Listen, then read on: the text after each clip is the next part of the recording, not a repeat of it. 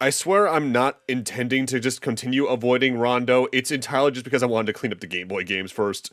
Hello everyone and welcome to Let's Play Castlevania Legends, the third and final game in this series for the Game Boy. Released decently late in its lifespan too, coming out the same year I was born.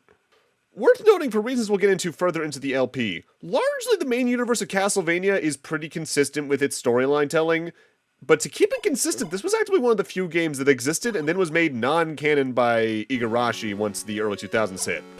Starting off, you actually have two modes. These might seem like difficulty modes, and they sort of are, but not quite. The main difference between the two is that on light mode, you start with your whip fully powered up. Meanwhile, in standard mode, you have to power your whip up like in prior games, and if you die, you have to repower it up. I'm playing on standard mode just for the more traditional experience. This is the tale of a young girl's struggle to single-handedly provide Transylvania, a place ruled by madness and despair, with the light of hope.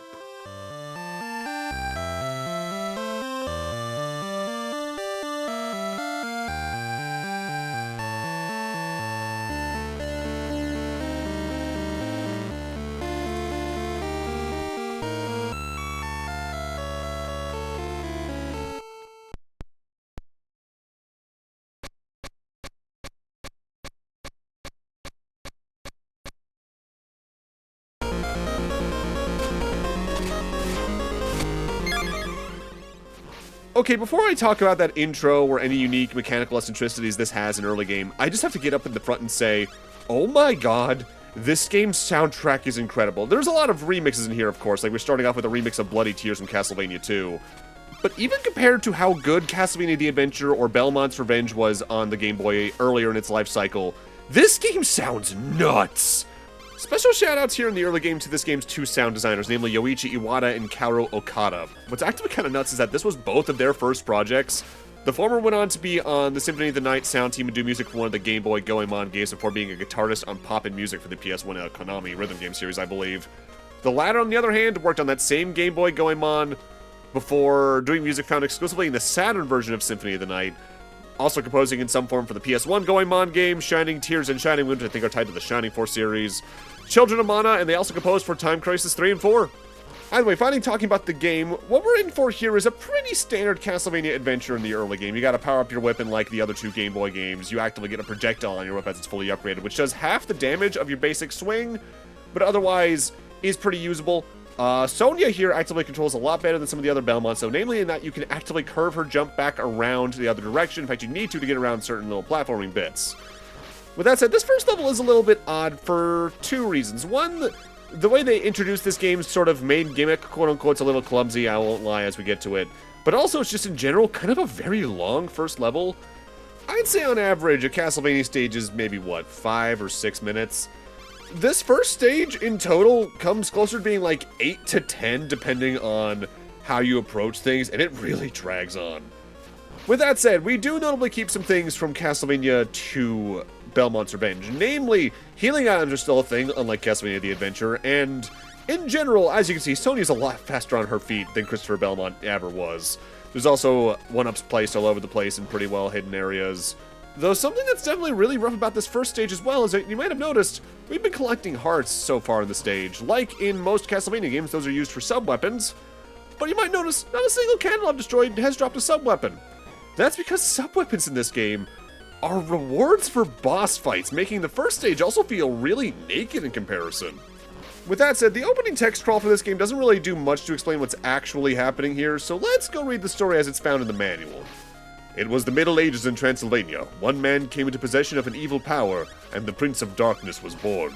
Before long, this being had used his newfound supernatural powers and the magic powers of his followers to spread his plague of darkness and despair throughout the European continent. He was Count Dracula. Even to mention the name of this Prince of Darkness was to cast fear into the hearts of the people in the land, who were powerless to do anything save voice their concern. However, at about the same time, a baby girl possessing special powers was born to a family living in a remote area of the country. Your powers are meant for a higher purpose and not only for yourself, she was often reminded as she was growing up. The plot of this girl's fate began to develop one night in her 17th year when she met up with the young enigmatic Alucard, who was on a journey to search for the father that had deserted him. The young girl's name was Sonya Belmont, and she was the first of the vampire hunters in the Belmont family to become legendary. Now, none of that itself is actively the reason why this game was effectively decanonized and Sonya herself was kind of wiped out of the series' existence.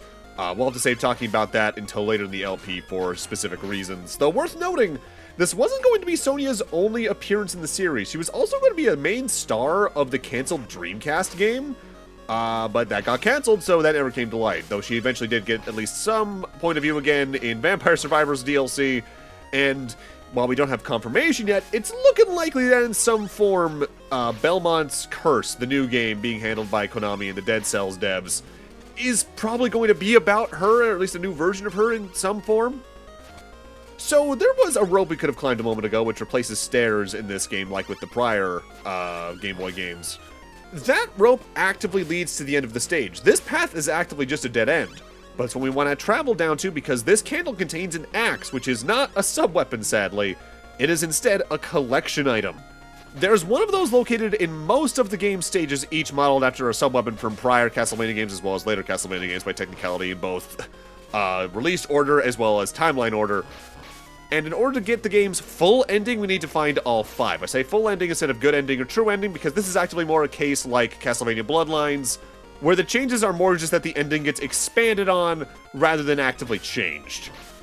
Now, Sonya does have a mechanic I haven't talked about yet, and it's actually what that B meter is below her life bar on the bottom of the screen. That's not the boss health bar like you might think it is just based off earlier game precedents. That is actively Sonya's burning meter bar, where once per life, you can press the A and B button simultaneously to have Sonya effectively go Super Saiyan. During this state, her damage is doubled, and she's outright invincible. She also moves faster as well. It's really abusable to get through the stages quickly, but I'm the type of player that prefers to save it for boss fights just so they're basically not an issue whatsoever. I will say, depending on when you use it, this actively becomes probably the easiest of the Game Boy games. And I won't lie, when I first played this game, it actually made it my favorite of the 3. Having come back to it, I think this is probably my second favorite of the 3 Game Boy games. Belmont's Revenge is probably overall my favorite nowadays. So, the candle on the previous screen, do not hit it. You might notice as you go through the game, there's actually 2 distinct candle sprites. The ones that are the normal candles like these ones, and the ones in that last room that are white instead. While the normal candles can contain hearts, turkey legs to restore your HP, 1-ups, and the collection items themselves even, the white candles, 99 out of 100 times, are traps. They'll either spawn an enemy in upon being destroyed, or in most cases, they'll just open up a pit directly below you that you'll fall into. Now, thankfully, off the top of my head at least, none of the instances they do that in are bottomless pits that cause a death. Instead, they just put you into an enclosed room with some zombies that you need to actively take out before you leave. Which means, yes, this game technically does have combat rooms like a lot of 3D beat-em-ups, or specifically the Sonic Rush games come to mind as well. Thankfully, though, if you're going for 100%, you're at most going to see only one of them if you don't fall for traps along the way, that is. Now, I'm trying to recall my history with this game. I want to say this was just a game I first experienced via emulator like 2009 or so because I knew I liked Castlevania. Because growing up, we didn't have too many of these games, not for nothing. Most of these were games I went out and experienced on my own time, rather than like my brother introducing them to me or something like that. I want to say this is a game I maybe first found out about through like YouTube music compilations of Castlevania songs, like here's a video that has every version of Vampire Killer in it or something like that. And it was one of the few that had somehow completely escaped me. I wonder if I just maybe saw it in like emulator lists and assumed it was maybe like a re-release of one of the prior games, because I know, and I believe I brought up even in both the earlier Game Boy game LPs, both of those got ports to the Game Boy Color as part of like a 3-game collection each. I don't think Legends ever got that. Future me, correct me on that if I'm wrong, please. But I want to say that Konami collections that they did on the Game Boy Color didn't have this one in specific. Also, I don't know why this specific screen's what reminded me about this. There's one other thing that Sonya can do that a lot of other Belmonts can't, specifically, especially Christopher from the prior 2 Game Boy games. She can actively crawl. Most Belmonts can crouch, but she can crouch and walk, and it looks silly, but it's actively a really good evasive maneuver in some situations that I tend to forget I have just because it's so seldomly seen in the series. We're nearing the end of this screen, which also means we're nearing the end of this first stage, though finally, again, very big marathon for a first stage. And through this door is the first boss for the game, Creature's Bat. Yes, that's this thing's really awkward name. This giant man bat is not really much of a boss fight. It's going to fly over to the left side of the screen, at which point it'll fly back up, and then try to stomp on you, and I think that's all the attacks it has. This is the burning mode I mentioned earlier. You will become invincible, your damage is doubled, and your movement speed's also increased. It's really powerful, and frankly, it breaks most bosses. You can kill most of them before the burning gauge even remotely depletes, so yeah, boss fights in this game are not going to be much of an issue across the entire LP. And that looks like your standard stage clear orb as we've seen in several other Castlevania games, but as we just saw there, they're also how we get our sub-weapons.